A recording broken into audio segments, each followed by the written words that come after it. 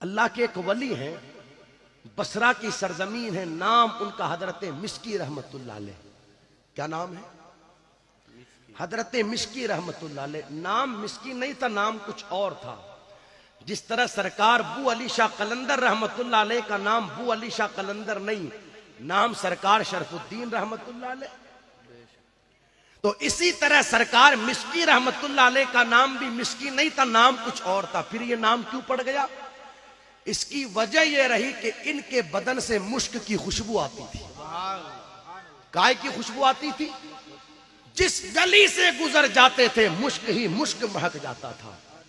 लोग कीमती से कीमती खुशबू लगा करके कपड़ों पर आते, मगर जब हजरत मिस्की तशरीफ लाते तो सारों की खुशबुएं फीकी पड़ जाती। तो एक बार लोगों ने घेर लिया और कहने लगे, हजरत बात समझ में नहीं आती, ऐसा कौन सा इत्र इस्तेमाल करते हो, कौन सी दुकान से लेकर के आते हो, जरा हमें भी तो बताओ कि हम कीमती से कीमती खुशबू इस्तेमाल करें, मगर आप तशरीफ लाते हैं तो सारी खुशबुएं फीकी पड़ जाती है। सुनना, जवाब सुनना, गौर से सुनना, बिखुसूस मेरी कौम का जवान सुने। इरशाद फरमाते, कमाल ये किसी इत्र का नहीं बल्कि बात कुछ और है। लोगों ने पूछा, सरकार क्या बात है? इरशाद फरमाते, असल बात यह है कि मैं एक मालदार बाप का बेटा था और मैं बड़ा शर्मीला था, ज्यादा बोलता बोलता नहीं था। तो मेरे वालिद साहब को यह फिक्र लायक हुई कि अगर बेटा इसी तरीके से शर्माता रहेगा और कुछ बोलेगा नहीं तो इस काम काज को कौन संभालेगा। ऐसा करता हूं, इस बेटे को बाजार में किसी दुकान पर बिठा देता हूं, लोग इसके पास सामान लेने के लिए आते रहेंगे जाते रहेंगे, ये उनसे बातचीत करेगा तो इसको बोलना आ जाएगा, इसकी शर्म खत्म हो जाएगी। हजरत मिस्की कहते हैं कि मेरे वालिद साहब ने मुझे कपड़े की दुकान पर बिठा दिया। अब हुआ यूं, लोग आते रहे, कपड़ा लेकर के जाते रहे, सिलसिला गुजरता रहा। हुआ यूं कि एक दिन एक औरत आई कपड़े लेने के लिए।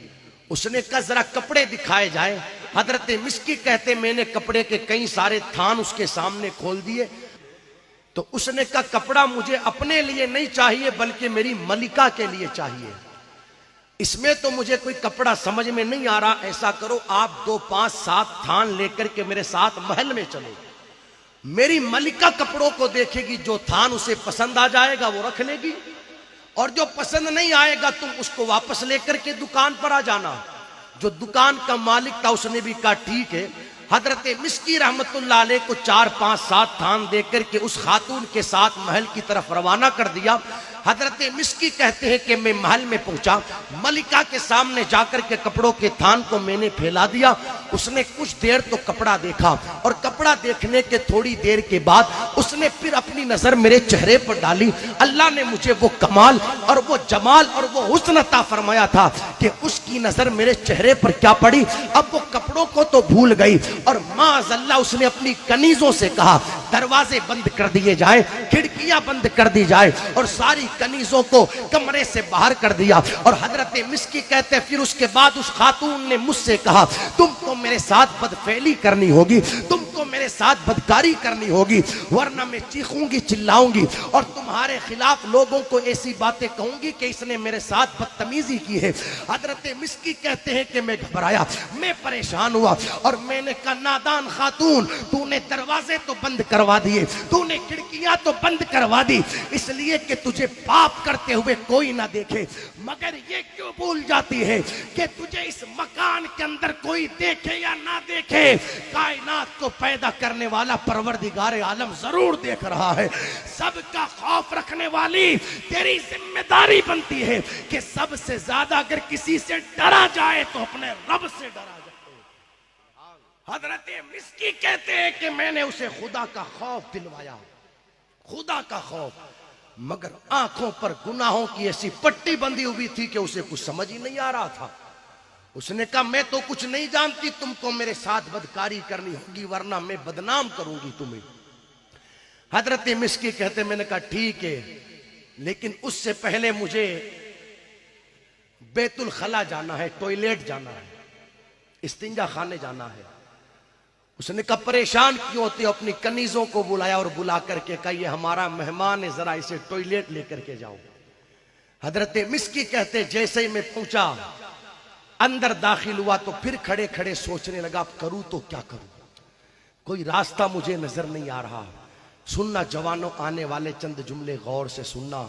जिनके सीनों में खुदा का खौफ होता है, फिर वो दुनिया की शर्म नहीं करते, वो तो अपनी निगाहों के अंदर आखिरत की फिक्र रखा करते हैं। सोचने लगे करूं तो क्या करूं। सुनना आप क्या किया उन्होंने, टॉयलेट में से गंदगी उठाई और उठा करके अपने बदन पर मलना शुरू की। मलने के बाद दरवाजा खोला, मलिका बाहर तौलिया लेकर के खड़ी थी कि कब बाहर आए और कब हाथ पुछवाऊं, कब मुंह साफ करवाऊं। लेकिन जैसे ही उसने मंजर देखा तो चीखी और चिल्लाई और कहने लगी, किस पागल को यहां पकड़ करके तुम ले आए हो?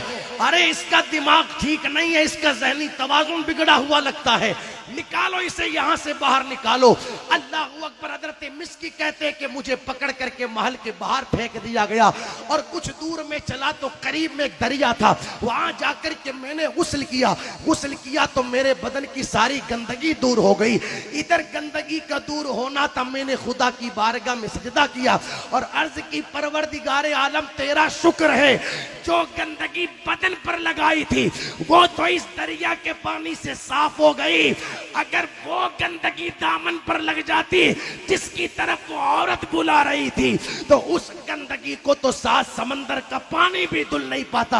अब आप देखें, खुदा की खौफ की बुनियाद पर उन्होंने गुनाह को छोड़ दिया। अब अल्लाह ताला ने उनको रायगा नहीं जाने दिया, बल्कि अल्लाह ने क्या मकाम अता फरमाया। हजरत मिस्की कहते घर गया, रात को जाकर के सोया तो ख्वाब में एक नूरानी चेहरे वाले बुजुर्ग तशरीफ लाए और उन्होंने आकर के कहा, तुम्हें मुबारक हो, आज तुमने हजरत यूसुफ अलैहिस्सलाम की सुन्नत को जिंदा किया है।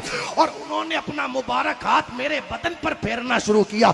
मैंने आने वाले बुजुर्ग से पूछा, तुम कौन हो? बुजुर्ग कहते, मैं कोई और नहीं, फरिश्तों का सरदार जिब्राइल हूँ, अल्लाह ने मुझे तुम्हारे पास बशारत देने के लिए भेजा है।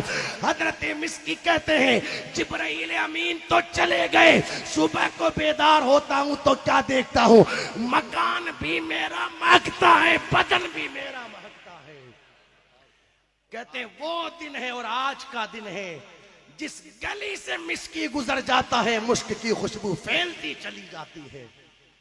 और बात यहीं पर खत्म नहीं होती, अल्लाह ने मकाम वो अता फरमाया, जब तक जमीन पर रहे बदन महक रहा था, इंतकाल करके जमीन के अंदर चले गए, अल्लाह अकबर, लोग उनकी कब्र पर हाजिरी देने के लिए जाते तो उनकी कब्र से भी मुश्क की खुशबू आया करती थी। शर्त यह है कोई खुदा के खौफ से गुनाह छोड़े तो सही। आज सब से डरे हम, मगर अपने रब से नहीं डरे। छोड़ दो गुनाह करना, छोड़ दो दोस्तों। गुनाह करके ना किसी को इज्जत मिली है ना हमें मिल सकती है, गुनाह करके ना किसी को सुकून मिला है ना हमें मिल सकता है। आओ आखिरी बात करके अपनी बात को मुकम्मल करूं।